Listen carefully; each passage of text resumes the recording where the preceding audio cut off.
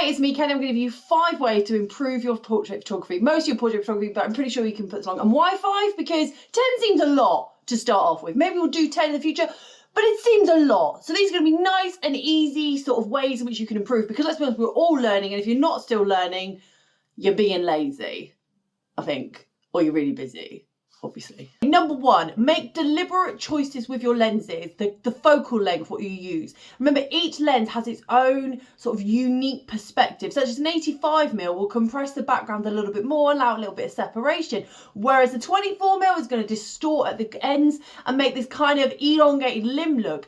Make deliberate choices, and sometimes using a 24mm on a portrait, which is something I absolutely love to do, has a very cool vibe about it, very certain aesthetic. Don't be afraid to choose an irregular lens if you intend on making an irregular portrait. Stop settling for just using the kit lens, the basic 85 for headshots, unless of course you're doing them for corporate. That makes 100% sense even. But think about maybe trying different focal lengths to really make a purposeful dolphin anyway, making a right choice because of what you want from it, not just making do. When you're making a photograph, don't overlook the importance of colour or lack thereof. You need to understand how the colour wheel works. Lindsay Adler talks a lot about this. I'll link a video, I think I can find that she did. But honestly, start thinking about colour. So often people just chuck an outfit on and think that's okay. And it kind of works sometimes. But what are you trying to tell with that image? Taking some control over the colour can really help you elevate your portrait photography. For example, having someone in all tones of red will look really dramatic, whereas having them in a red dress on a white background will equally look dramatic. But is it the same type of drama? One's very fashion forward, one can be more classic portraiture. It's how you do it. And again, couple that with the focal length you're choosing. You're going to start building an image that starts to stand out a little bit more. Take control of the colours in your image, or lack thereof, but please don't go down that road where you do selective colour. We have left selective colour alone. Left it alone. What is the purpose of your shot? Now, what is the purpose? So many people will take a photo and think, oh, it's a great portrait. What is that portrait for? Is it to sell the person, the garments, the environment they're in?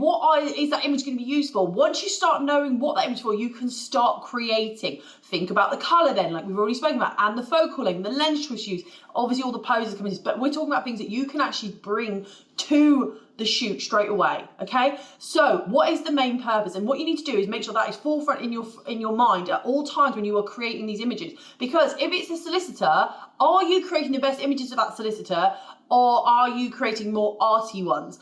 What is he going to use it for? Are they for his headshots at work? Perhaps he doesn't want him on a 24mm with stretched out limbs looking all fashion. Maybe that's not where he wants to go. So think about it. Don't overlook the purpose. If someone just says to you, I just want it for my birthday, okay, cool. Tell me more about you. What do you want? And you start to understand what they're like. Maybe they've had a big breakup and they want to celebrate, or they're worried about turning a certain age, or maybe they just want to celebrate how hard they work in the gym, or they just want to celebrate how they look. So rather than having just them stood like this for a portrait, you might have them being more fun, carefree, enjoying the environment. Like, think about the purpose, because you might find that your clients then feel like they're having a more customized, if you like, experience with you, then you're just running through the motions. Focusing the image. This isn't the same as focusing the reason why of the image, but focusing the image. What is the focus of the image?